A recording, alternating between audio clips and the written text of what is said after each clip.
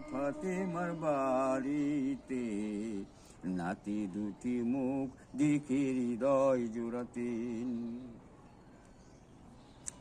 ছুটে যেতেন মা ফাতেমার বাড়িতে, নাতি দুটির মুখ দেখে হৃদয় জোড়াতেন। মা ফাতেমার কলিজার টুকরো হাচার হতেন। তারা দুটি ভাই যেন মানিক জোড় ছিলেন, একে অপরের সাথে ভালোবাসায় নবীজির কাছে থাকে সব সময়।